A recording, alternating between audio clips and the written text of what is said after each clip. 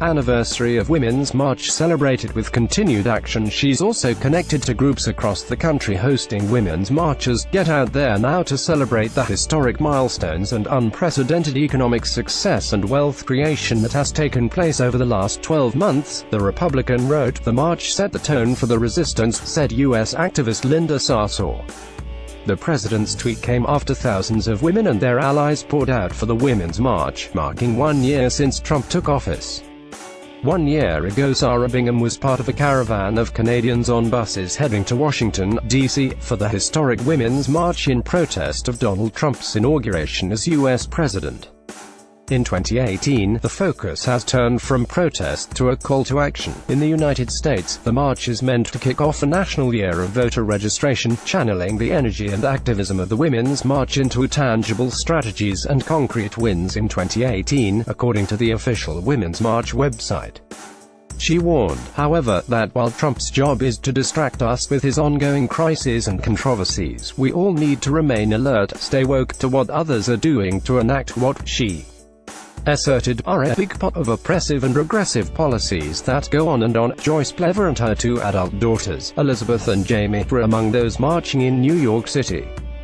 The split between Women's March and March On has largely been amicable in public, but it hints at the tension over which political and organizing strategies best engage the millions of people who showed up to protest a year ago, some of whom became fixtures at demonstrations and town hall meetings in their own communities. Both groups have created searchable maps to find marches and march-related events, like breakfasts and post-march meetings. This year, there are so many more reasons we are here. She recently died from the illness. And women have been a driving force behind scrappy startups such as Swing Left and Run for Something, which are changing the electoral landscape by bringing in new candidates with fresh perspectives. While organizers say conservative women are welcome, many conservatives say they don't feel welcome at the marches and rallies due to the political leanings or support for the president. Route she walked with the hundreds of thousands of men and women on the streets that day took her past outpourings of support from total strangers, including children offering lemonade to out-of-town visitors and Washington residents throwing the doors open in solidarity. After all, we're not the ones who elected 45 into office in the first place. In Las Vegas, Women's March organizers are holding a Power to the Polls rally to commemorate the resistance shown in the 2017 marches and launch the next step of the movement.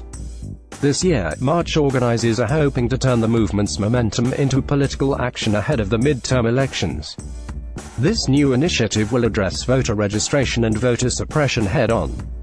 We march for those whose homes have been devastated by Hurricane Maria, and San Juan Mayor Carmen Yulín Cruz, who waded out into the aftermath to save her people. The figures in Philadelphia, Los Angeles, Washington, D.C., and Chicago are also expected to exceed 20,000. Emily's List, an organization that coaches Democratic women on running for office, says it has trained more than 26,000 women to run for local, state, and national office. Saturday's march in Rome focused on denouncing violence against women and supporting the. They were joined by Italian actress and director Asia Argento, who made headlines after alleging in 2017 she had been sexually assaulted by Hollywood producer Harvey Weinstein in the 1990s. It's important that women around the world understand that Women's March was just the beginning, and it's not a one-time event, Stein said. The New York Times also reported marches in Rome, Frankfurt, Germany, Kampala, Uganda and Osaka, Japan.